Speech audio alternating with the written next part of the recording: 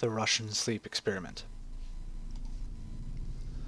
Russian researchers in the late 1940s kept 5 people awake for 15 days using experimental gas-based stimulant. They were kept in a sealed environment to carefully monitor their oxygen intake so the gas didn't kill them, since it was toxic in high concentrations. This was before closed-circuit cameras, so they had only microphones and 5-inch thick glass, porthole-sized windows into the chamber to monitor them. The chamber was stocked with books, cots to sleep on but no bedding, running water, and a toilet, and enough dried food to last all 5 for over a month.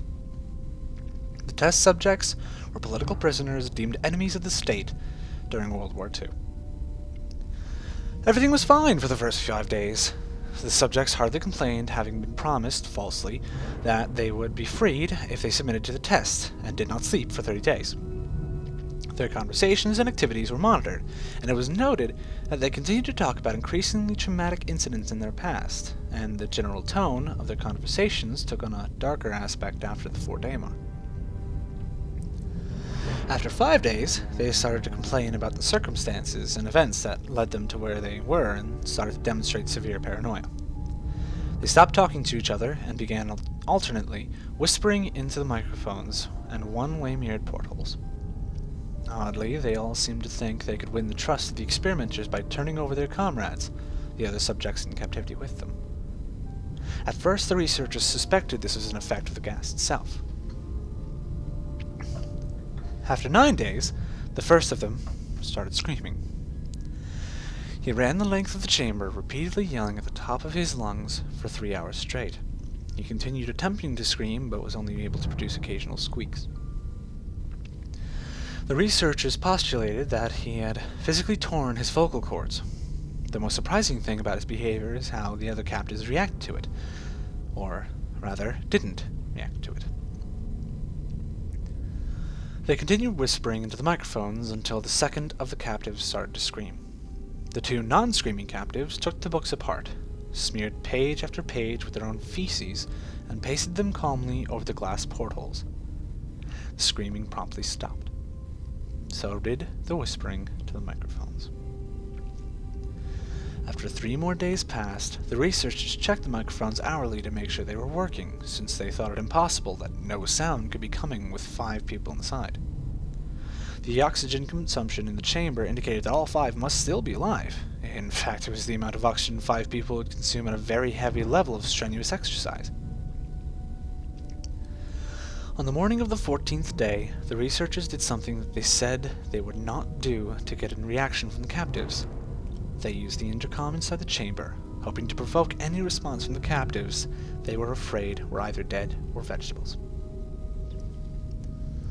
They announced, "We are opening the chamber to test the microphones. Step away from the door and lie flat on the floor, or you will be shot. Compliance will earn you your immediate freedom." To their surprise, they heard a single phrase in a calm voice respond. "We no longer want to be freed." Debate broke out among the researchers and the military forces funding the research. Unable to provoke any more response using the intercom, it was finally decided to open the chamber at midnight on the 15th day. The chamber was flushed with the stimulant gas and filled with fresh air, and immediately voices from the microphones began to object. 3 different voices began begging, as if pleading for the life of their loved ones to turn the gas back on. The chamber was opened, and soldiers sent in to retrieve the test subjects. They began to scream louder than ever, and so did the soldiers when they saw what was inside. 4 of the test subjects were still alive, although no one could rightly call any of them in life. The food rations past day 5 had not been so much as touched. There were chunks of meat from the dead test subjects' thighs and chests stuffed into the drain in the center of the chamber, blocking the drain and allowing 4 inches of water to accumulate on the floor. Precisely how much of the water on the floor was actually blood was never determined. All 4 surviving test subjects also had large portions of muscle and skin torn away from their bodies.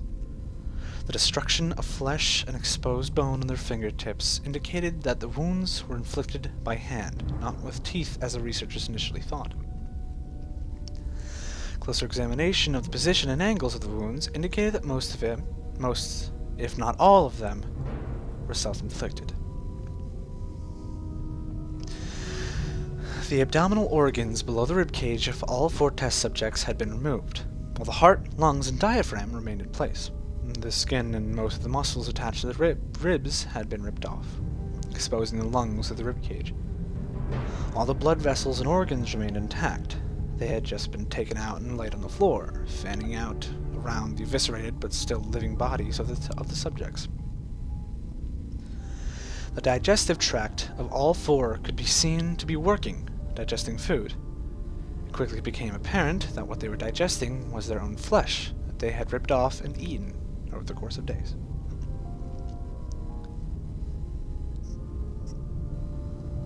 Most of the soldiers were Russian special operatives at the facility, but still many refused to return to the chamber to remove the test subjects. They continued to scream to be left in the chamber and alternately begged and demanded that the gas be turned back on, lest they fall asleep.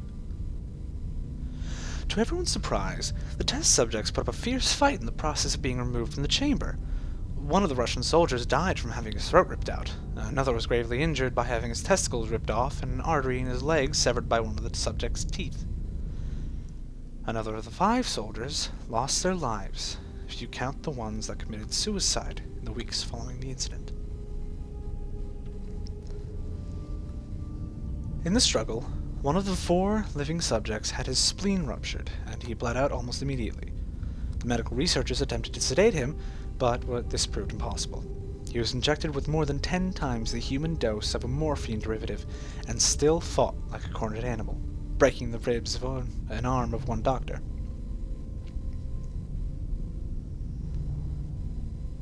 When the heart was seen to beat for a full 2 minutes after he had bled out to the point where there was more air in his vascular system than blood. Even after it stopped, he continued to scream and flail for another 3 minutes, struggling to attack anyone in reach and just repeating the word "more" over and over, weaker and weaker, until he finally fell silent. The surviving 3 test subjects were heavily restrained and moved to a medical facility, the 2 with intact vocal cords continuously begging for the gas, demanding to be kept awake.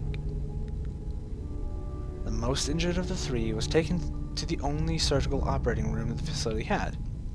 In the process of preparing the subject to have his organs placed back within his body, it was found that he was effectively immune to the sedative that they had given him to prepare for the surgery.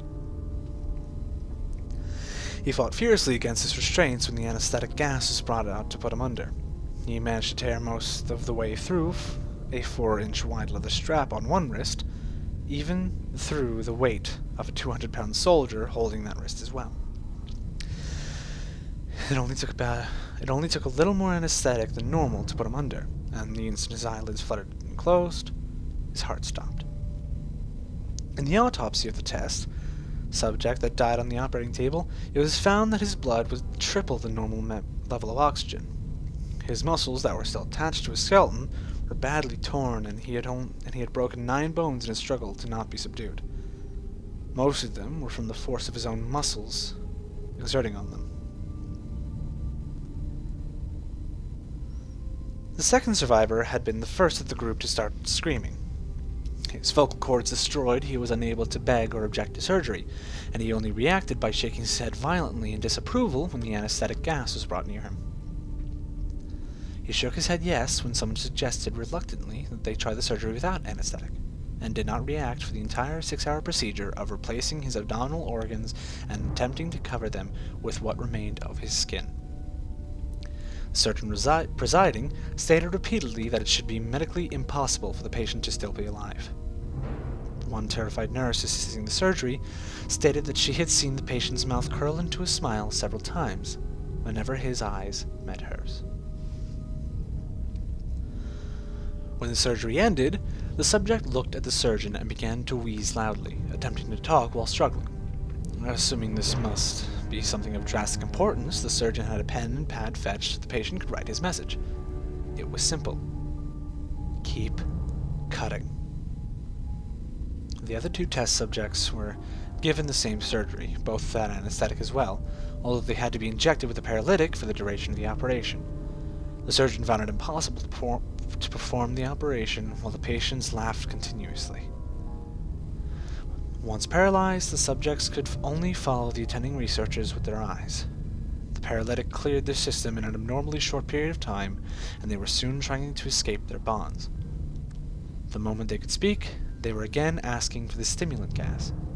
The researchers tried again, asking why they had injured themselves, why they had ripped out their own guts, and why they wanted to be given the gas again. Only one response was given: I must remain awake. All 3 test subjects' restraints were reinforced, and they were placed back into the chamber, awaiting determination as to what should be done with them. The researchers, facing the wrath of their military benefactors for having failed the stated goals of their project, considered euthanizing the surviving subjects.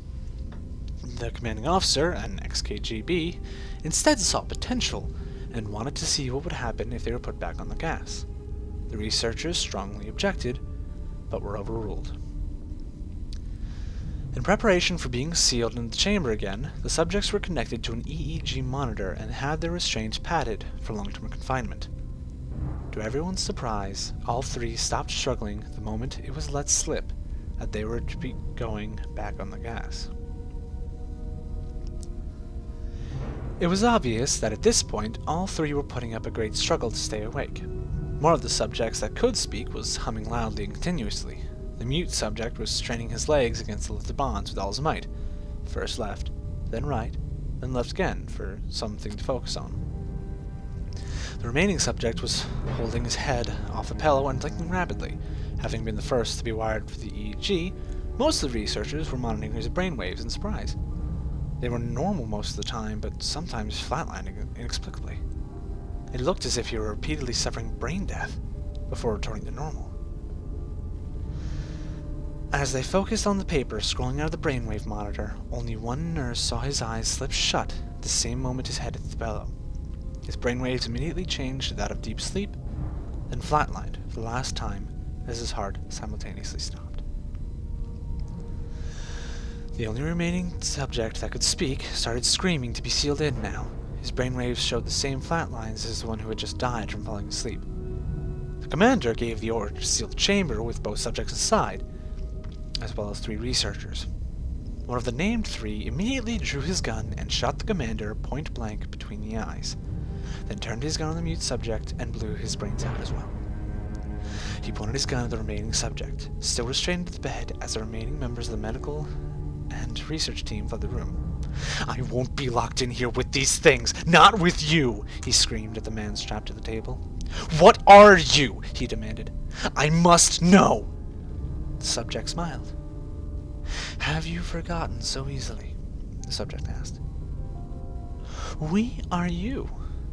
We are the madness that lurks within you all, begging to be free at every moment in your deepest animal mind. We are what you hide from in your beds every night. We are what you sedate into silence and paralysis when you go to the nocturnal haven where we cannot tread." The researcher paused, then aimed at the test subject's heart and fired. The EEG flatlined as the subject weakly choked out, "So,